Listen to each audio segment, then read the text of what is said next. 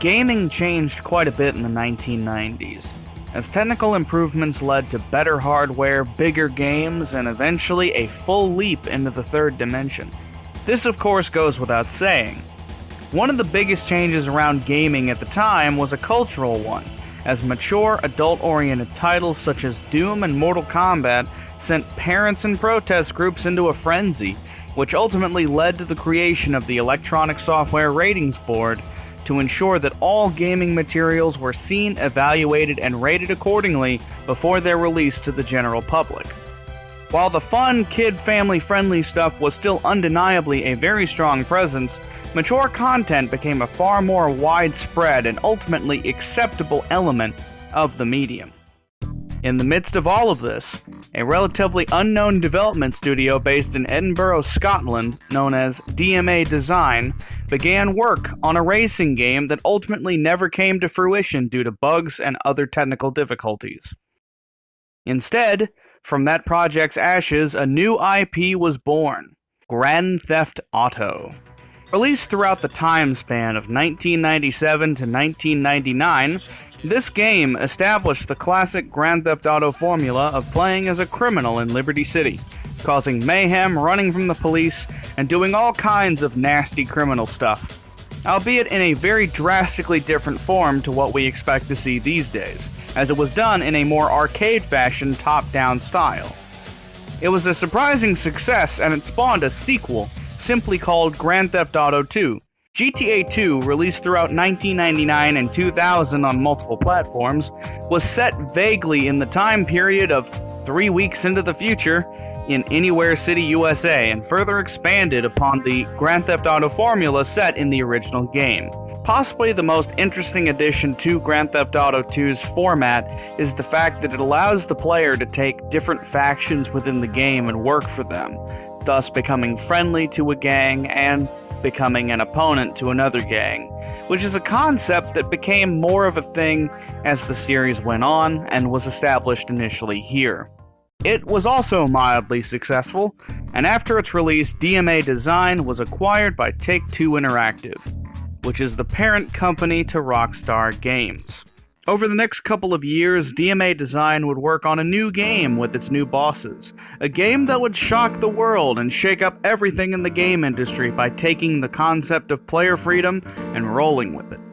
And with that, Grand Theft Auto 3 was born. And Lord knows we needed it.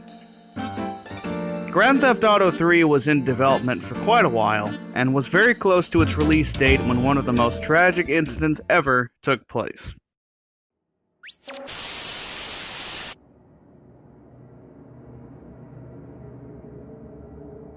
On September 11, 2001, the World Trade Center was destroyed when terrorists hijacked airliners and flew them into the towers, leading to nearly 3,000 deaths and billions of dollars of infrastructure damage, to say nothing of the emotional suffering that the US felt in the wake of the attacks.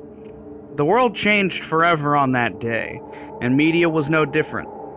Grand Theft Auto 3 was delayed as a result of the attack, as some last-minute alterations needed to be done, including tweaks to dialogue, alteration of the color scheme of in-game police cars, and other aspects that were altered for release. Possibly most famously, the North American release saw the original cover art design replaced with a comic book panel-styled design, which became the standard format for the Grand Theft Auto series, starting with Vice City. Finally, on October 22, 2001, DMA Design and Rockstar Games released Grand Theft Auto 3. Grand Theft Auto 3 let you do all kinds of the fun things that you were allowed to do in the first two games. You could drive, run around, shoot, fight the police, and cause all kinds of mayhem within Liberty City. It's just like old times, except it's in a new version of the city in a new dimension. The story for this one's pretty simple, so I'll be able to be fairly brief with it.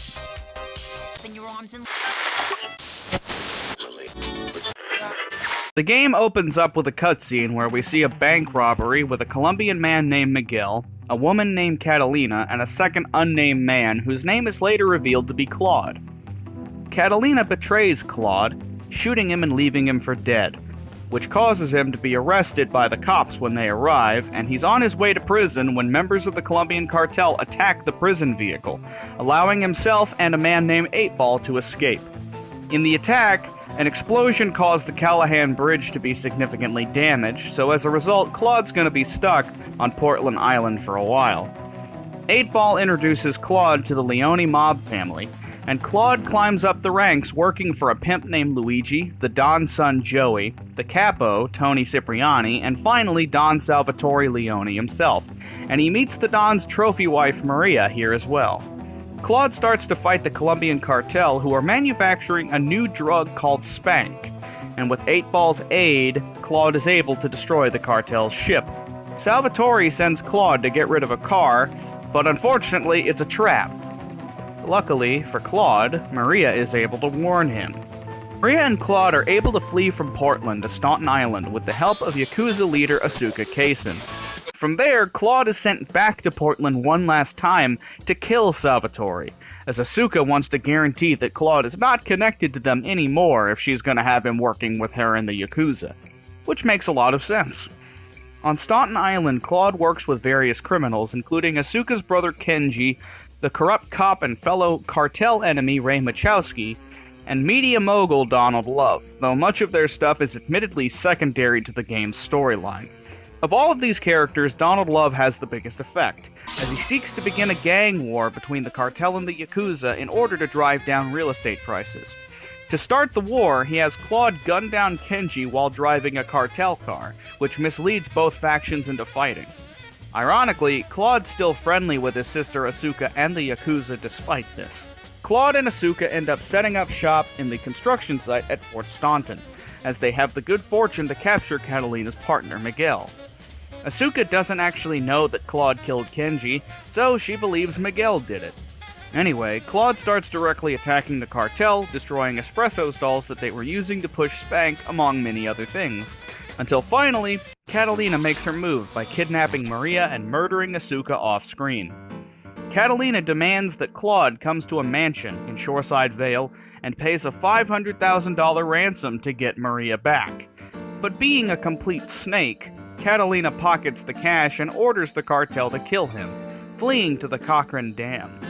Claude fights through a bunch of cartel guys, rescues Maria, and finally blows up the helicopter Catalina tried to escape in, exacting his revenge.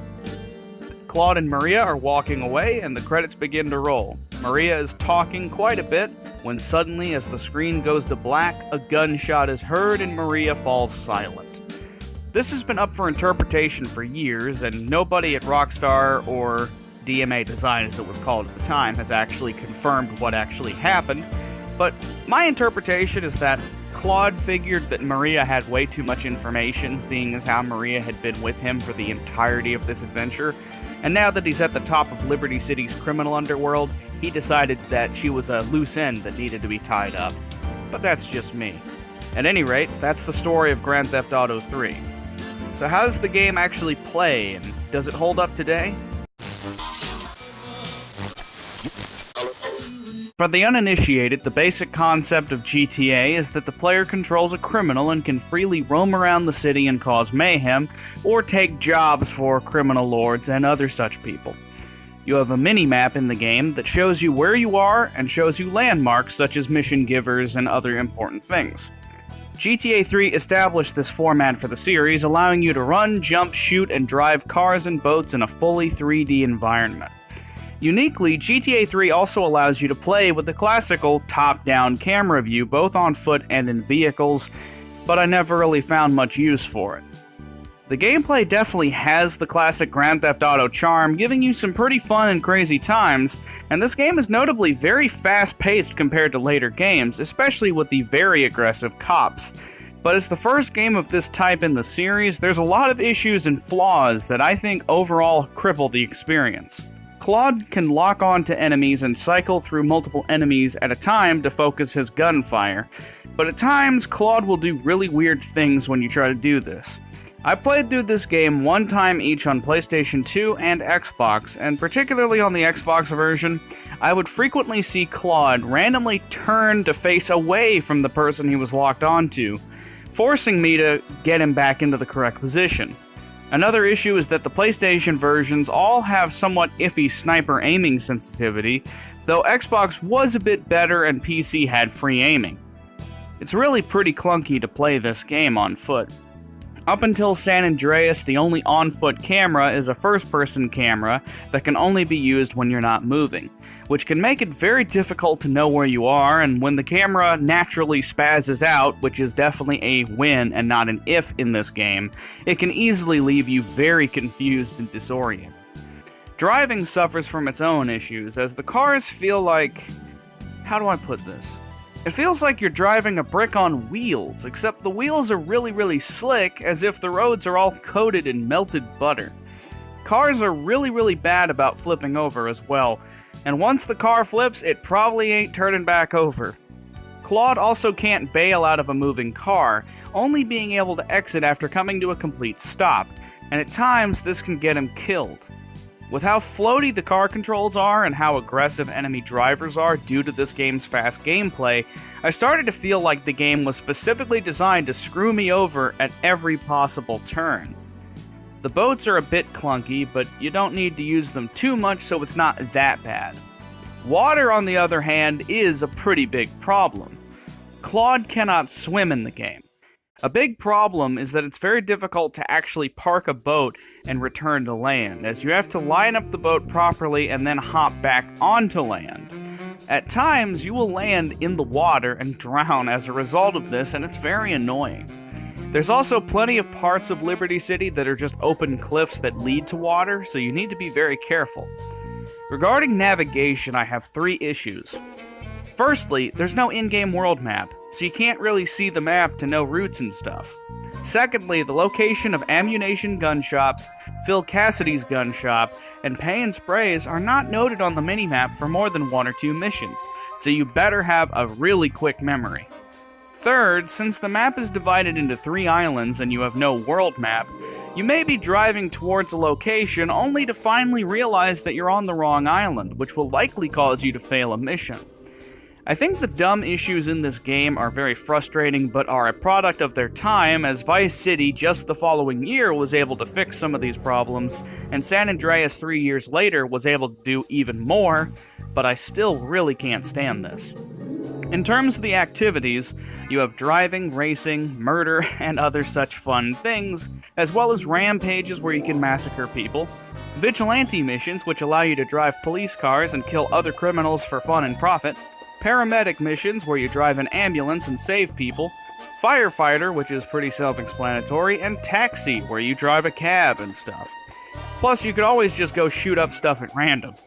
With the fast pace of the game, it can be fun on its own to just go around and rampage as you see fit, but it's not a masterpiece in this day and age, as most of its elements are overly outdated and frustrating, and the story is a very bare-bones go here, do this kind of narrative that offers very little value on its own either. To sum up my thoughts, here's some pros and cons. Pros: really fast gameplay, plenty of activities, memorable characters. Cons: inconsistent difficulty curve, somewhat bad controls, overly bare-bones storyline. So, is the game worth it? Maybe as part of a bundle or on sale. With how frustrating I found the game to play, I would avoid playing it more than once, but for anybody who's interested, you can pick this game up on PlayStation 2 or Xbox, or as a digital download on PS3 or PS4 or PC if you don't already own a physical copy on PC. It's probably not really worth it to play this game on its own, but it is historically significant, and without this one, we'd have none of the brilliant successors of the GTA series, and for that, I respect this one quite a bit. But seriously, I'm never going to play this game ever again. I don't think it's worth the frustration that it ended up putting me through. So there it is, Grand Theft Auto 3. What do you guys think of the game? Do you agree with me or disagree with me? Let me know in the comments if you feel like it. I'll see you guys in the next video.